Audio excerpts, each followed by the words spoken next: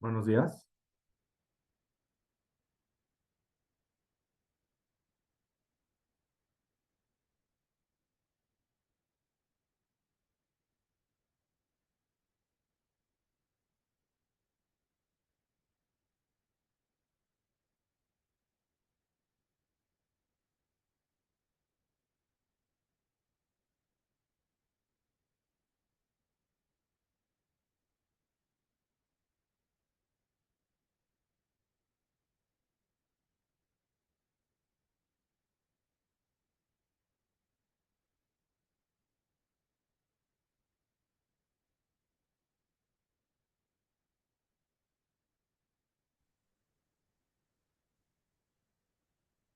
Hola.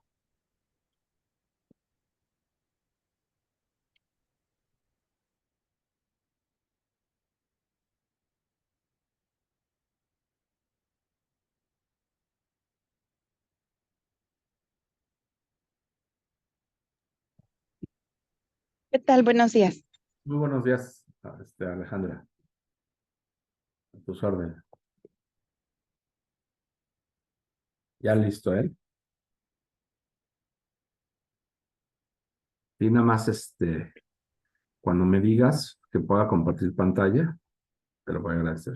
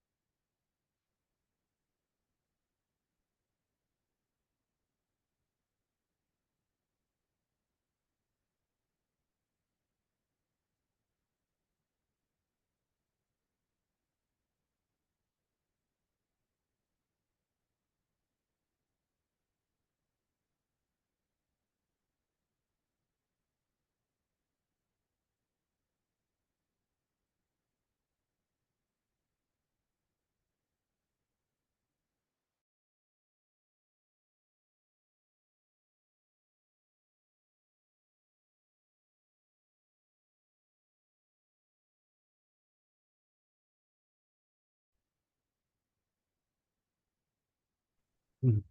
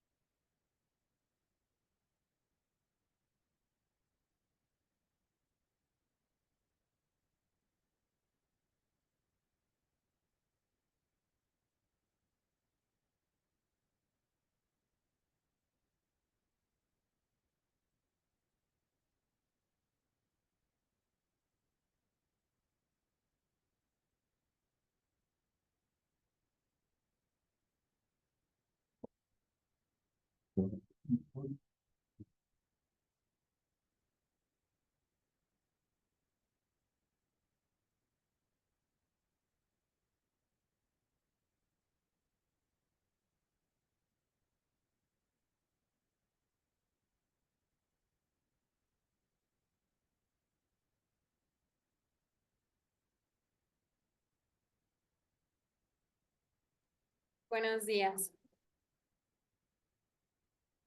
Muy buenos días. Cuando ustedes me digan, Claro que sí, maestra, nomás 2 minutitos más y mientras se conectan las demás personas. sí, claro.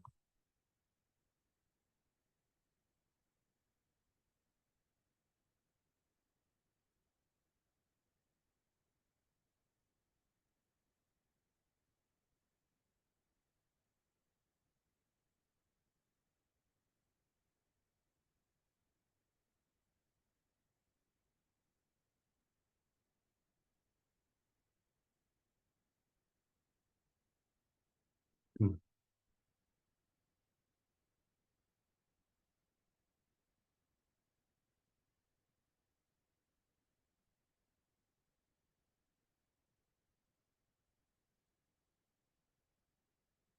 Mm.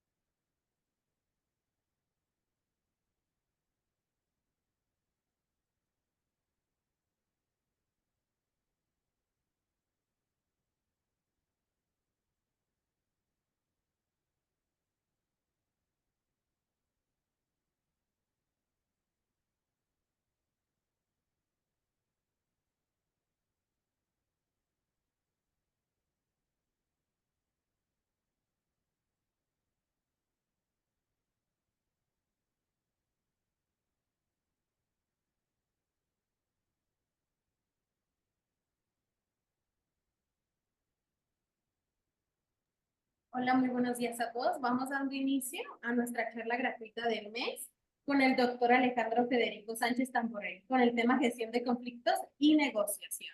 Bienvenido, maestro. Muchísimas gracias. Voy a subir un poquito el volumen. ¿Me dicen si me escucho bien, por favor? Sí, sí, se escucha muy bien. Perfecto. Pues si me dan oportunidad de compartir pantalla, por favor. Con gusto, permítame. Gracias.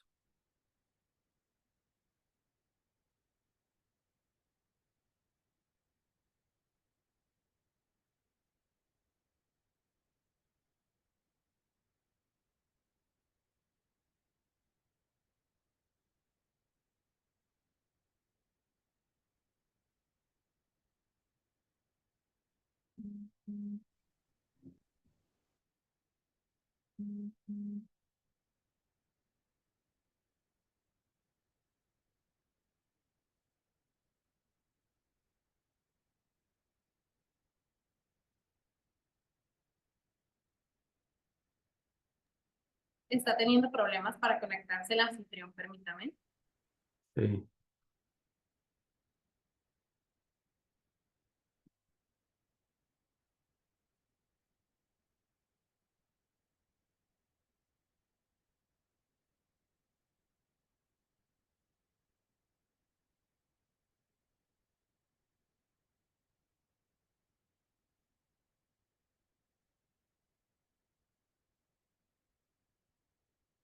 Sí, no, no. Todavía dice que no se puede.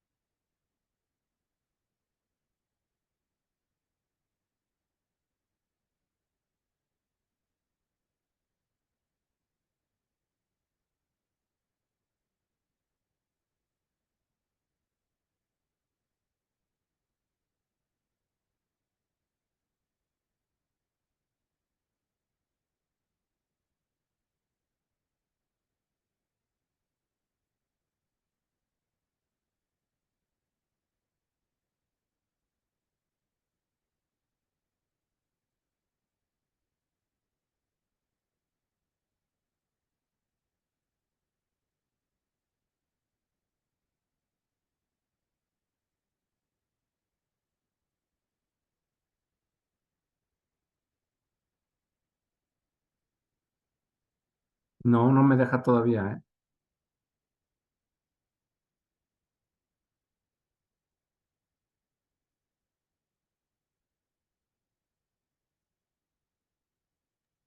Pues que no.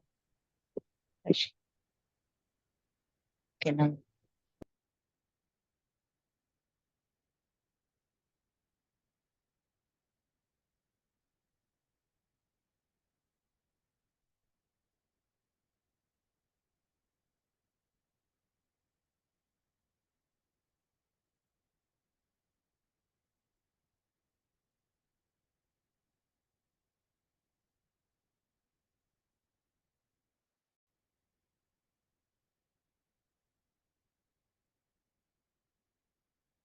No, todavía no.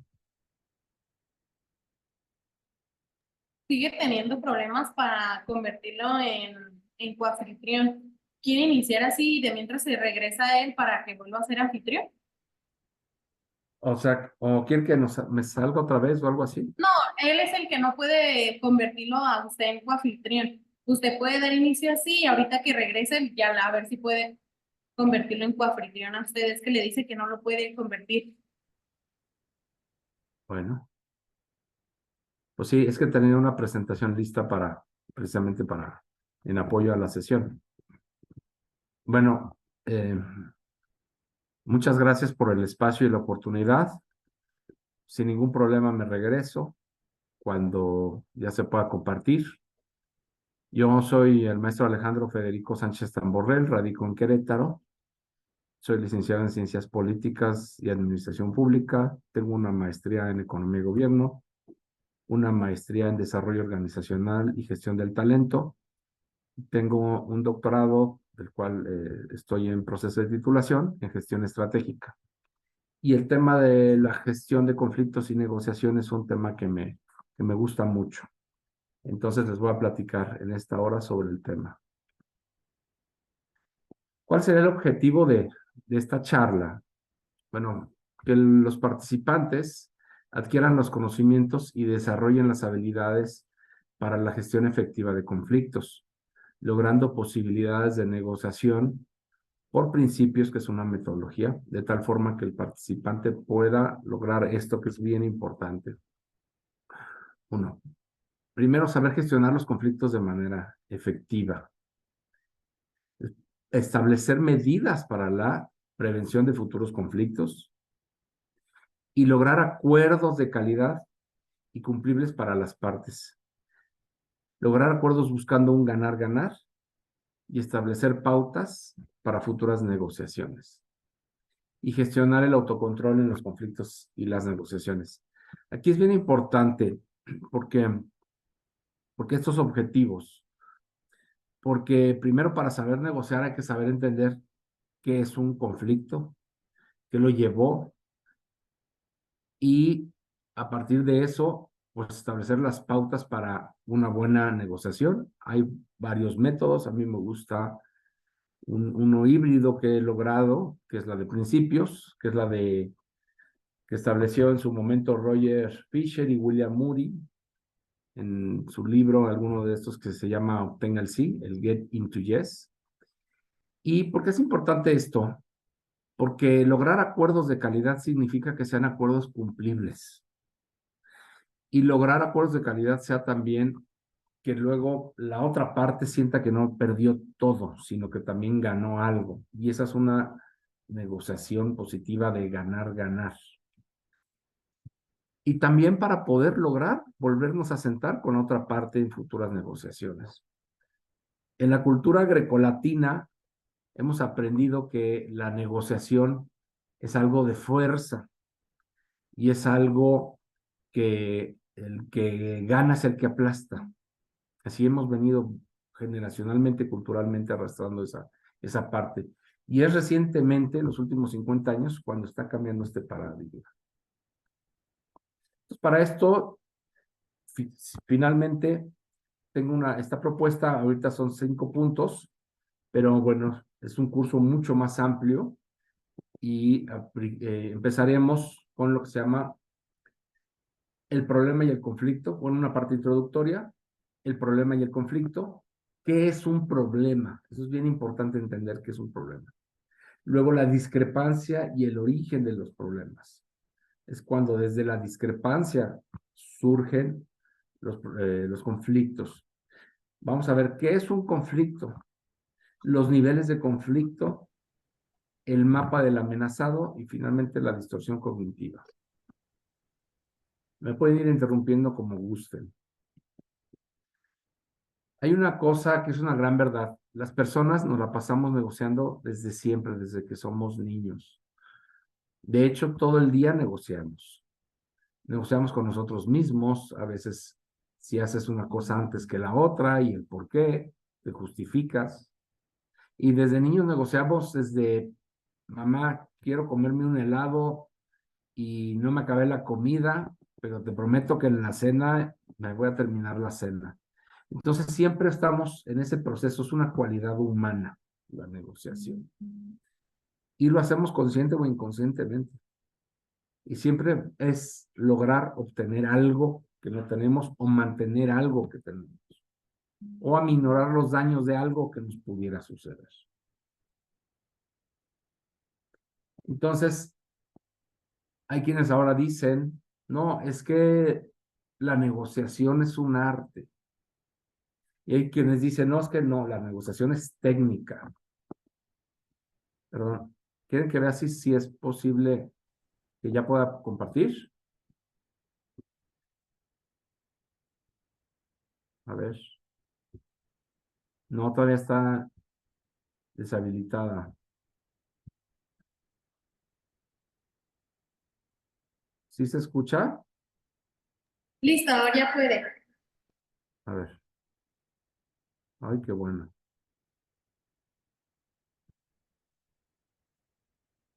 Ah, qué maravilla, gracias.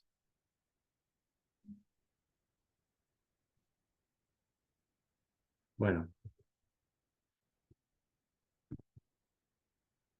nada más un poquito me atraso para que vean, esta es la portada, el objetivo, lo que les decía, lo que se busca específicamente, la estructura temática,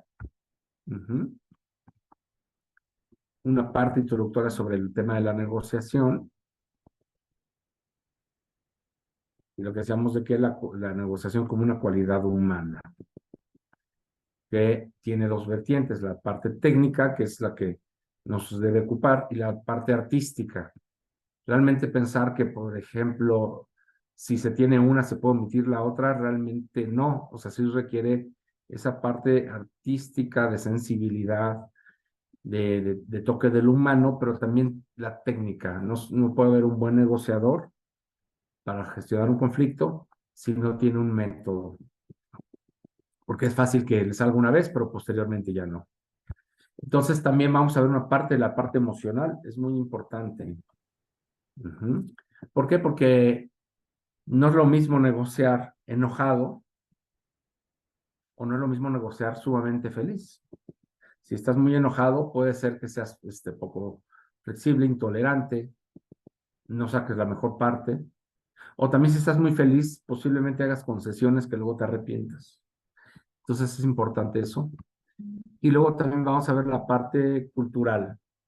La parte cultural que también se debe considerar porque no todos comparten los mismos valores, los mismos rituales, los mismos antecedentes, las mismas costumbres. Entonces sí es importante conocer y considerar esa parte. Por ejemplo, cuando te sientas a negociar, por ejemplo, con etnias o con personas de otra nacionalidad, pues desde los códigos son diferentes. Entonces es algo que hay que considerar. Y bueno, claro que también podemos negociar para evitar un conflicto. Y un ejemplo muy claro es cuando, por ejemplo, negociamos con un cliente, con un proveedor, términos de referencia en un contrato. Por ejemplo, eso nos ayuda a prevenir problemas, posteriores conflictos. Entonces, es muy útil estar siempre consciente de lo que vayamos a hacer para tener en vista prevenir en la medida de lo posible los conflictos. ¿Okay? Y bueno, me dirán, oye, es que yo he logrado negociar situaciones, cosas que no pensaba, y logré salir avante, sí, claro que sí, sí es posible. Permítanme que se trabó esto, ¿no? Y ahí viene un poco el toque personal, ¿no? Cómo fuimos formados, ¿no? Cómo es que afrontamos los problemas, ¿no? Entonces eso es una ayuda previa y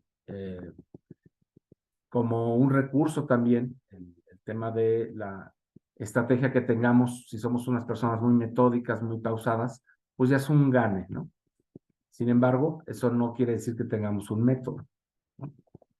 Entonces, bueno, vamos a ver también cómo a lo largo de la historia de la humanidad venimos de una cultura de la guerra, de vencedores y vencidos.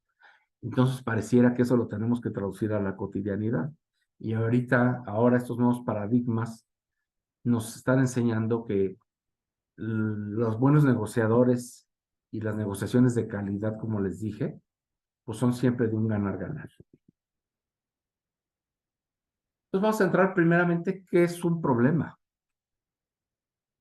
Es un asunto, cuestión que se debe solucionar o aclarar. Puede ser una contradicción o una discrepancia que genera conflicto. Entonces sí es importante decirlo. Cuando hay un problema, necesitamos resolverlo con inteligencia e intención. Hay quienes piensan que negando un problema o dejándolo solo se va a resolver, ¿no? ¿Cuántas veces hemos escuchado que dicen, bueno, ese problema, déjalo, ahí solo se resolverá?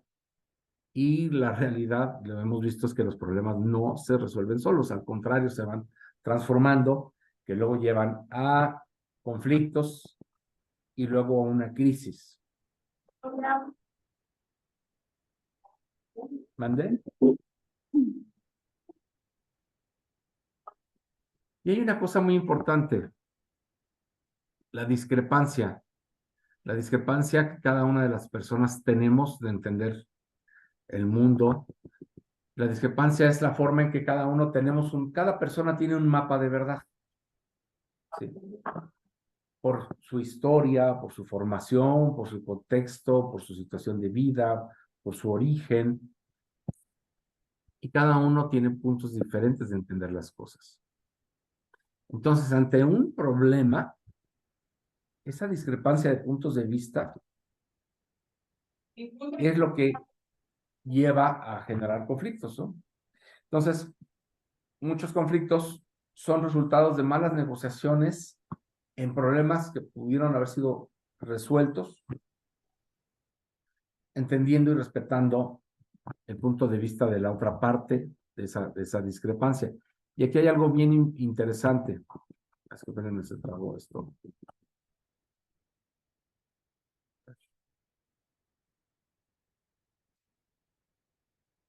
Les decía, todos tenemos una concepción individual de entender el mundo. Y todos sabemos que en el mundo, ni en las familias, ni en las parejas hay quien coincida con nosotros. Y esa cualidad humana que es la discrepancia y el libre albedrío nos hace aceptar o rechazar diferentes posicionamientos de lo que una persona dice que es la verdad. De ahí nace el problema, ¿no? Entonces, cuando una persona siente o ve que esa discrepancia se convierte en una amenaza, es cuando se da pie a los conflictos.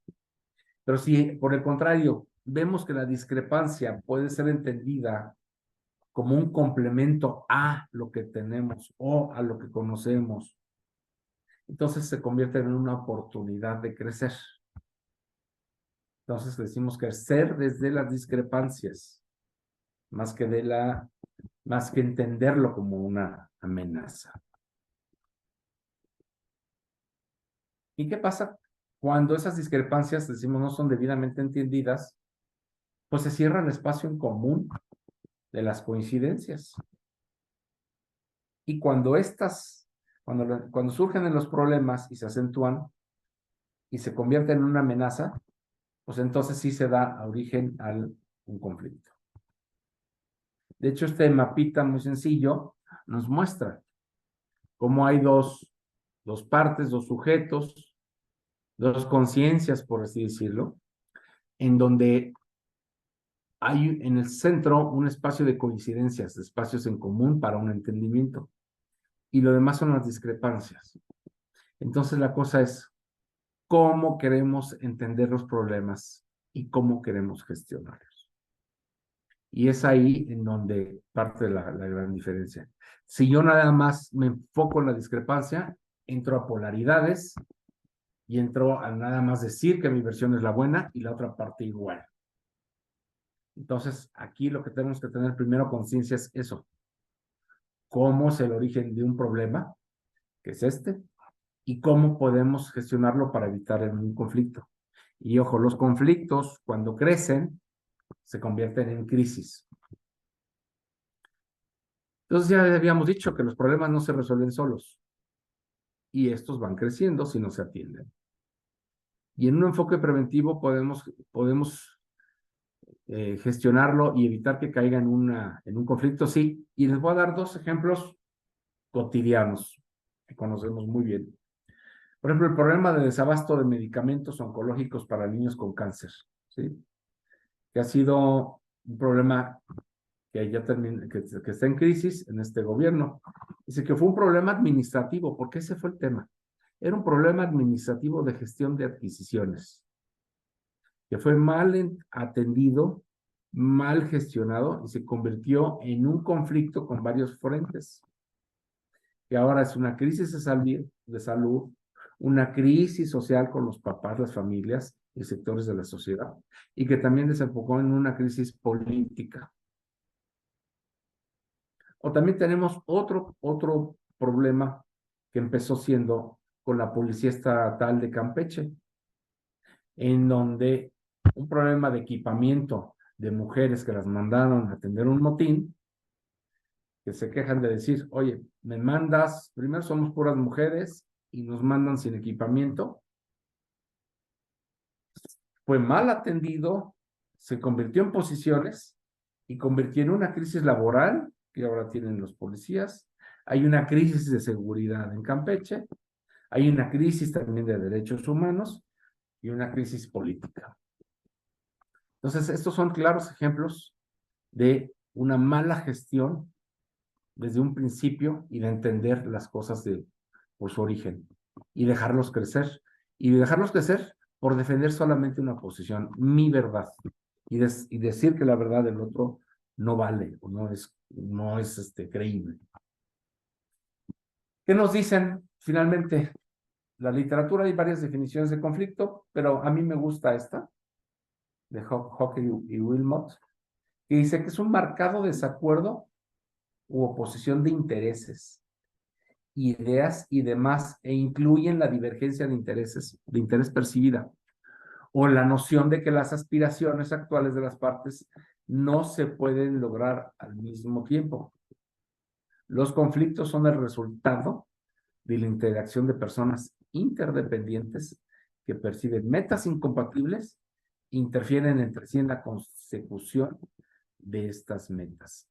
Es decir, no podemos lograr el mismo resultado, no podremos llegar a la misma meta, porque tú te contrapones en mi camino, tus procesos se interponen, tus necesidades son distintas a las mías, sin embargo queremos lo mismo. Y es ahí cuando se dan estos problemas, ¿no?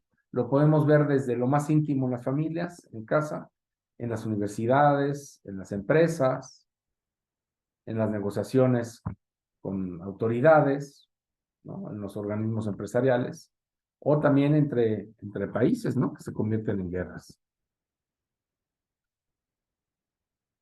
Entonces, los conflictos son el resultado de necesidades muy diferentes de las dos partes y que se perciben o comprenden de manera errónea.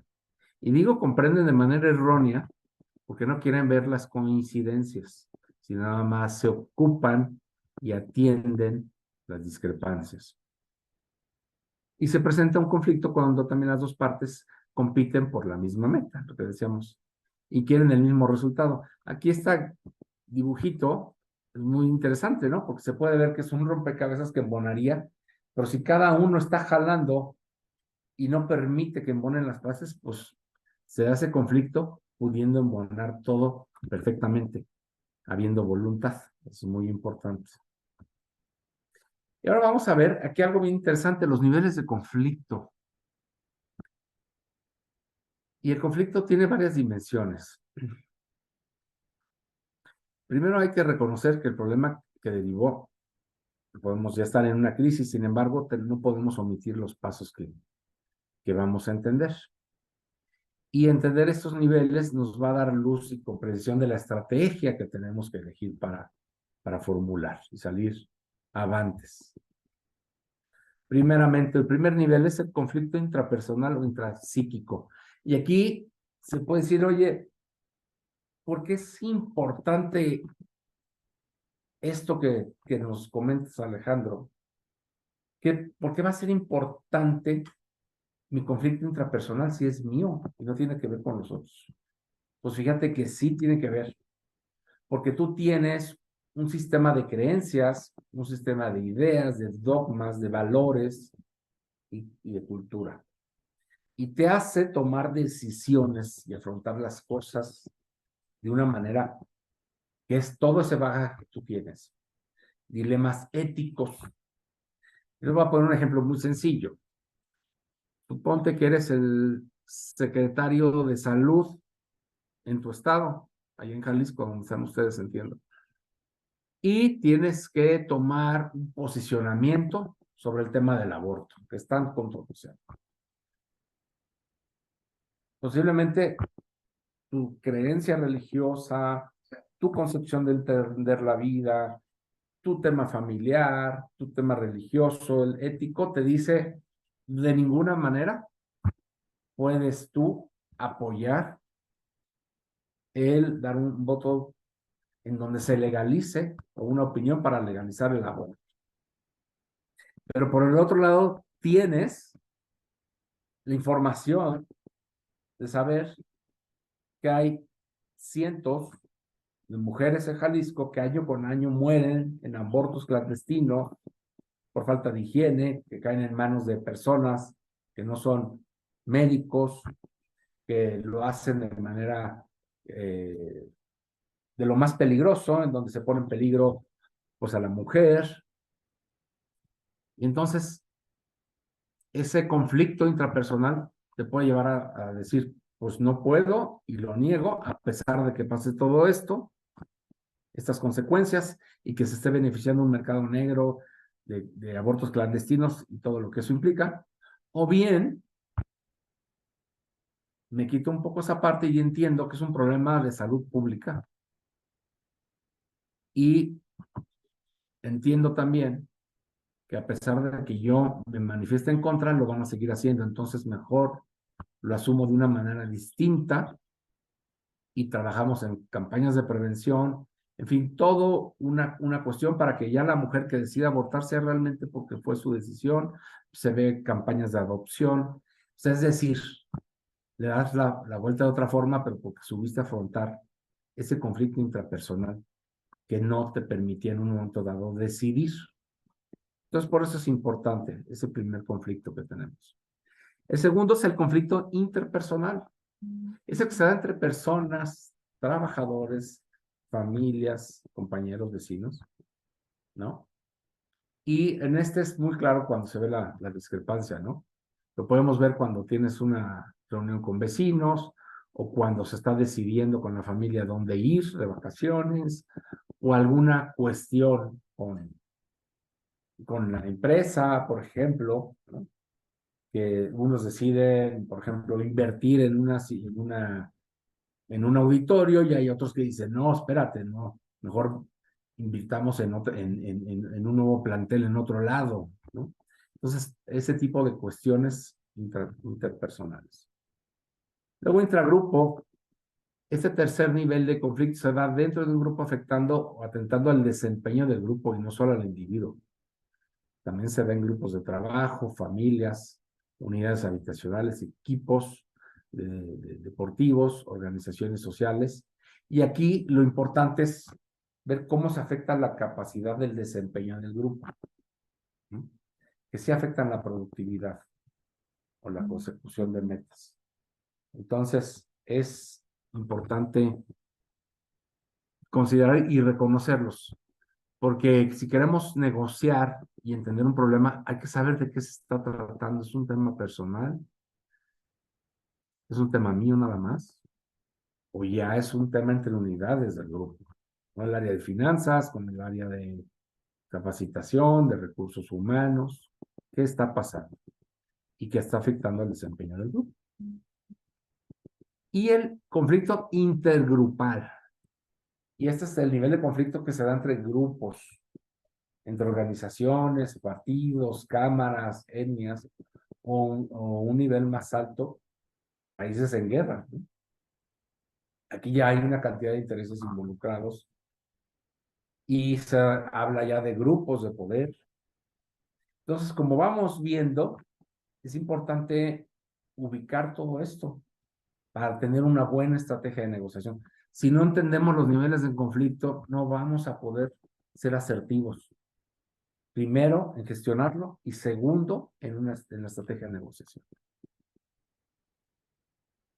Entonces, aquí viene una cosa bien interesante, es una reacción humana, ¿no? Y es que me regreso un poco para entender, que es desde esa discrepancia que se entiende como amenaza para nuestros intereses, para nuestro mapa de verdad, nuestra reacción instintiva, y fíjense qué interesante, aquí es un tema desde la biología humana. Primero que es estar a la defensiva. Percibimos una pequeña diferencia de poder o de control de la otra parte sobre nosotros. Entonces, esa es una primera reacción. Otra es evitándola, ¿cómo? Pues esquivándola, huyendo, o otra es sometiéndonos, es aceptar ese dominio y ese control. Y la otra atacando, cuando asumimos que hay un poder igual y que pudiéramos hacerle frente. Esas son reacciones instintivas biológicas del ser humano. Y esa discrepancia tiene la cualidad de ser una parte amenazante, pero también la oportunidad de buscar el entendimiento y la negociación, ¿no? Y es ahí cuando empezamos a ver ya el tema de la apertura, ¿no? Esta grafiquita a mí me encanta, no sé si ya la conocían, pero, ¿no? Los dos están viendo la misma imagen, uno ve un 6 y el otro ve un 9. Y los dos están en lo correcto, nada más que hay que saberse voltear y ponerse en los zapatos del otro para entender lo que uno ve. Y no es que uno esté correcto y el otro mal, ¿no? Los dos están en lo correcto. El chiste es entender desde dónde se ven las cosas y esa discrepancia, entenderla como un complemento. Entonces, ¿pero qué pasa cuando esa discrepancia es tan relevante e incompatible y genera distanciamiento? Pues entonces se da el conflicto. Y vamos a ver primeramente esa parte que se llama la parte del amenazado. Lo primero, cuando una persona en discrepancia no quiere hacer caso, no está cerrado en que en su posición es la única válida, viene ese cierre, ¿no? Y les voy a dar ese ejemplo de Campeche otra vez, ¿no? Donde la gobernadora Sansores decía, no, ellos están mal, ni los escucho. Se refiere cuando alguien se siente amenazado por el otro, por su propuesta o argumentos, y tiende a defenderse. Y para ello se bloquean todos los argumentos, hechos, puntos de vista, incluso demostraciones que cuestionan y ponen en dicho su propia posición y que de alguna manera sustentan el razonamiento del otro. Entonces, ¿qué se da? Se da ese cierre y si lo viéramos en una situación biológica es taparse los oídos. No escucho, me bloqueo. Y aquí, ¿qué sucede? Es una cerrazón en donde predomina la emoción y hay poca razón. Y después viene la segunda parte, que es una contracción. ¿Sí? En biología, cuando un ser vivo se siente amenazado, ustedes véanlo, cómo se hacen los seres vivos, se hacen chiquitos, se encogen. Y en un conflicto nos empeñamos en tratar de ganar la razón de nuestra verdad o mapa de realidad. Y la otra parte puede ser que se contraiga. Entonces, además de cerrarse a escuchar, se da ese posicionamiento. Y hablando en una organización es irse cerrando, irse bloqueando. Y esta cerrazón y contracción nos lleva a lo que se llaman los procesos de distorsión cognitiva, que es ya el conflicto cómo va avanzando. Y entramos a una situación de polarización binaria. Ellos y nosotros en posición. Y la distorsión cognitiva, que es el resultado de la negación que produce la contracción de mi verdad ante el problema. Y lo primero que hay es una percepción selectiva o sesgo confirmatorio. Se refiere a la tendencia a registrar hechos que nos dan la razón e ignorar los que nos señalan o desmienten la verdad defendida. Se ignoran o se les resta relevancia a los demás argumentos que no son los nuestros. Es escuchar y elegir lo que se quiere oír y descartar lo que nos incomoda o muestra otras posibilidades. Cuando son problemas, por ejemplo, públicos o en grupos empresariales, pues es cuando empezamos a ver que se da esa cerrazón y empiezan a decir unos que los otros los están atacando o escogen parte de sus argumentos para decir que ellos tienen la razón y que por ello es su posición, que su posición realmente es una consecuencia de esos ataques, ¿no? Por eso se dice es un sesgo, es una percepción selectiva y un sesgo confirmatorio, ¿sí? Luego viene el juicio selectivo del comportamiento. Esto es bien interesante.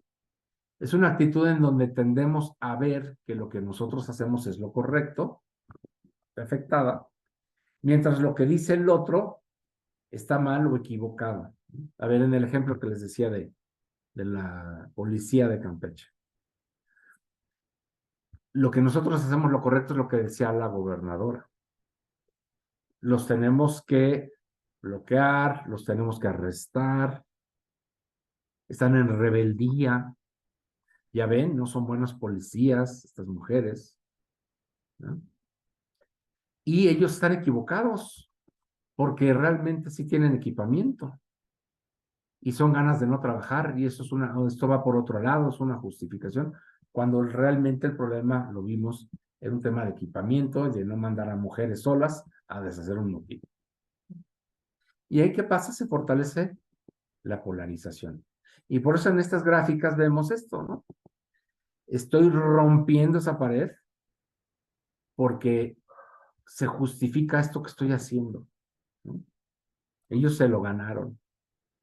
O bien, aniquilamos la reputación de la persona porque se la buscó. Y este es un espacio muy peligroso porque se dan violaciones a la ley, donde alguien quiere justificar lo que hace en comparación a lo que le hacen los otros, ¿no? Entonces, todo esto, si lo empezamos a ver, va sucediendo muy rápido, pero cuando empezamos a revisar el conflicto nos vamos dando cuenta de cómo se va dando este proceso de distorsión. Y luego viene la distorsión atribucional de mi lectura mental. Es el autoconvencimiento de que mi comportamiento es el correcto, porque además es bien intencionado y se justifica por la actuación y del otro. Entonces es autoadaptativo, porque mi reacción defensiva es así y obedece a las intenciones hostiles del otro. Volvemos a lo mismo. La gobernadora. Yo estoy defendiendo a los campechanos de estos bribones, policías que están en rebeldía y que se están echando unas vencidas conmigo para quitar a la secretaria. Como si defender a una secretaria fuera la solución al conflicto. Y ya se vio que no. Al contrario, la acrecentó. Entonces, ¿qué sigue? Los doy de baja, les congelo sus cuentas, ¿no? Y es autoadaptativo porque voy diciendo y justifico que lo que estoy haciendo es lo correcto y que ellos se lo ganaron. Lo que les está pasando a esos policías es su culpa, ellos se lo ganaron, ¿no? Y la otra parte dice la intolerancia, ¿no? Y la polaridad a todo lo que da. Y luego viene la parte de lo que se llama la profecía autocumplida. ¿Ven? Ya que se hace la manifestación, ya que se pide la destitución hasta de la gobernadora, fíjense cómo de un problema de equipamiento y de uniformes se convierte en una petición de destitución de la gobernadora y con otros aliados, otros incluso diputados de su mismo partido, ¿no? Pero ¿qué dice la gobernadora? Mis ideas y mi comportamiento confirman que yo estoy en lo cierto, ya que se están haciendo realidad mis interpretaciones y sospechas previas. Claro, yo sabía que ellos en el fondo no querían arreglar un problema de uniformes, y equipamiento, ellos querían destituirme. ¿Sí? Y entonces, si esto lo vamos, o sea, este ejemplo que se los doy es muy gráfico, porque es muy fácil de ubicarlo, pero así podemos irlo viendo en negociaciones empresariales, en donde se dice, claro, ahí va, ¿no? Por eso está este como gurú con su bola mágica, en la que ya sabía yo qué es lo que pensaban y querían hacer, cuando es totalmente una distorsión.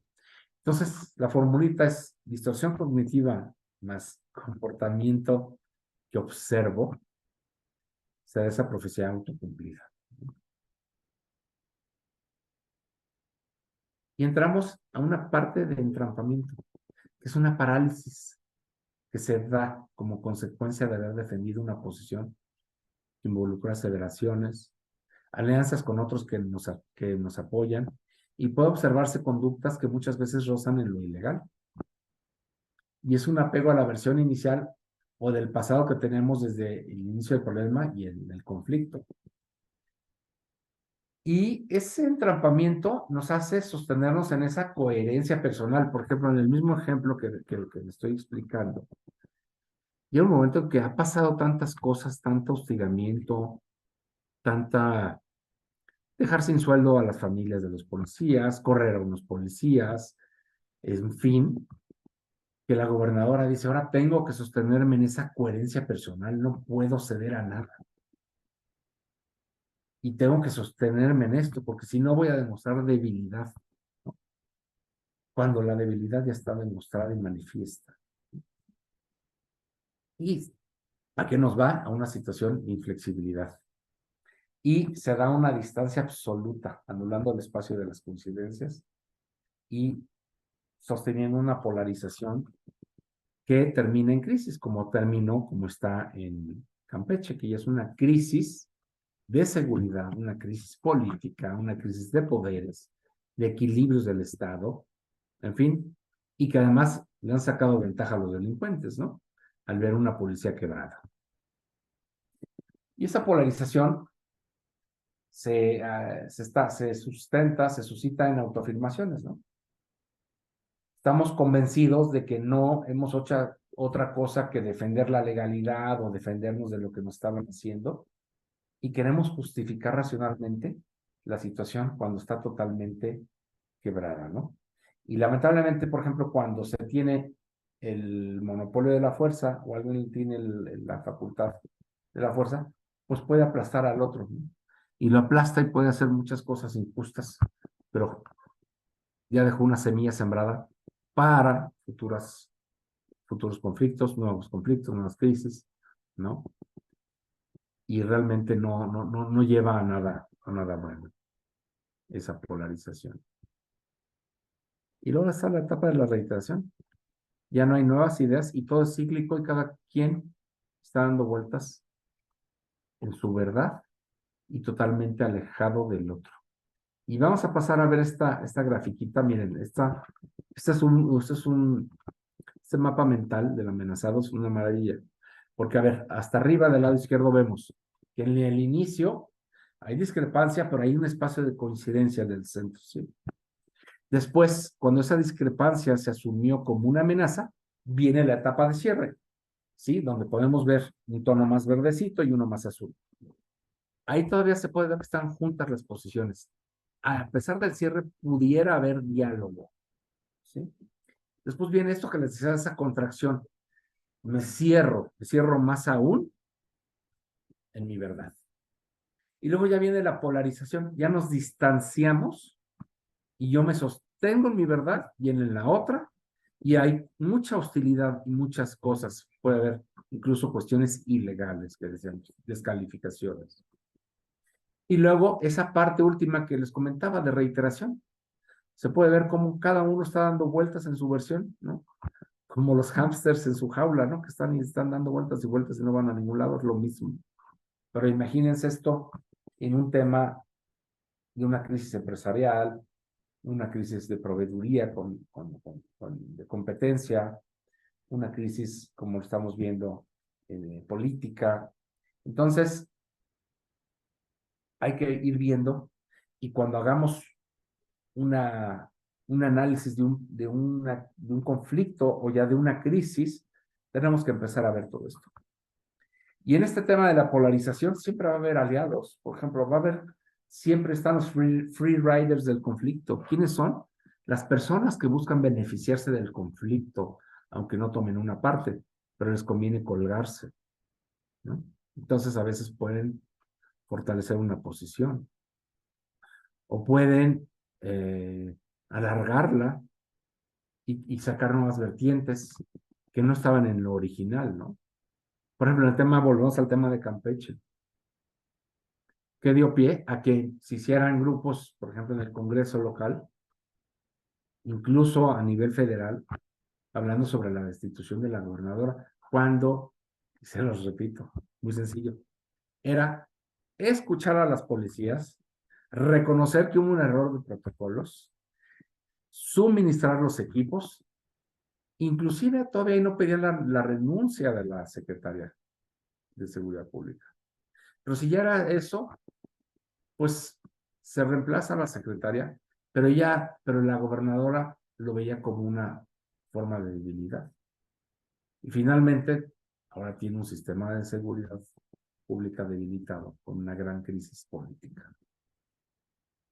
Y luego, ¿qué sigue? Sigue la figura del mediador. Cuando dices, bueno, está pasando y está todo paralizado, ¿qué se puede hacer? Pues es cuando surge el mediador. Es un tercer actor que las dos partes aceptan. Ojo, el mediador no puede tomar parte de ninguna de las posiciones. Es un facilitador para el diálogo. Es un facilitador para comunicar alternativas. Es un facilitador que puede incluso ayudar a codificar lo que se está diciendo y que por alguna situación el otro no entiende. Entonces, ayuda a esa parte. Ayuda a ver si hay enojo, a saber hacer pausas y concentrarse en las soluciones y no en las posiciones. Y aquí ya luego entraríamos a la negociación por principios, ¿no? Que uno de los principales principios que me encanta, ¿no? Y ya por razón de tiempo, nos da, ya se nos va a acabar la hora, si nos que se acabó, pero uno de los principios más importantes, te dicen es, suave con las personas, duro con el problema. Y es aprender a separar a las personas del problema. Entonces, en fin, viene toda una metodología y vemos también todas las competencias y habilidades que debe desarrollar un negociador profesional, ¿no? Entonces, sí quise darles primero esta primera introducción a qué sucede cuando hay un problema, qué pudimos evitar en el conflicto. Si ya estamos en el conflicto, saber todo eso que pasa, toda esa distorsión. Cuando se da esa cerrazón, es todo un proceso psicológico. Y siempre tiene que haber una posición coherente y de control emocional. El control emocional, lo vamos a ver también, es una parte muy importante porque un negociador que toma las cosas personales, pues entonces ya no va a llevarnos a donde queremos, ni va a ser bueno para su grupo, ni va a negociar cosas buenas para sí mismo. En cambio, el que se centra en el problema y entiende que la otra contraparte también tiene motivos y necesidades, cambia las perspectivas. Por ejemplo, cuando se está negociando con un sindicato, ¿no? Y tengo en este curso que yo doy, hay una parte en donde le enseño a los alumnos a conocer y entender los diferentes tipos de organizaciones sociales. Por ejemplo, no es lo mismo negociar con una cámara empresarial que con un sindicato. Un sindicato, su naturaleza cotidiana es el conflicto y no para. Siempre logra una concesión y va a querer más y más y más. Entonces, si tú no entiendes cuál es la razón de la existencia del sindicato y cedes mucho y das muchas concesiones, va a haber un momento en que ya no vas a tener que dar. Entonces, hay que saber con quién nos sentamos a negociar. No sé si tengan aquí alguna pregunta. Con mucho gusto los escucho y respondo algunas dudas.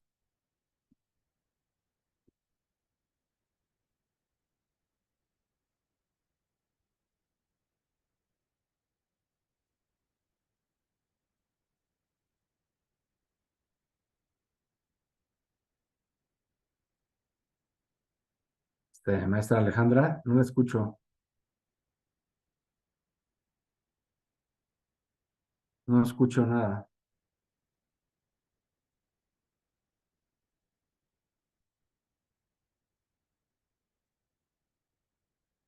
Maestra,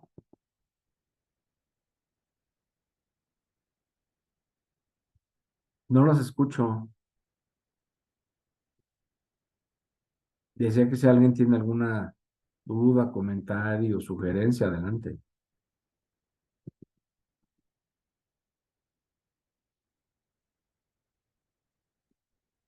Todo bien, muchas gracias. Ah, ok.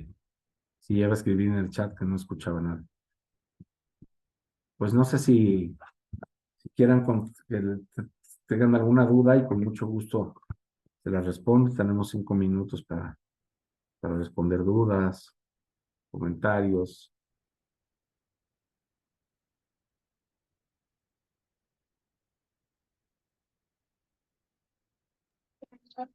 Mm, Bueno, no sé si puedo participar, nada más aportando un poquito.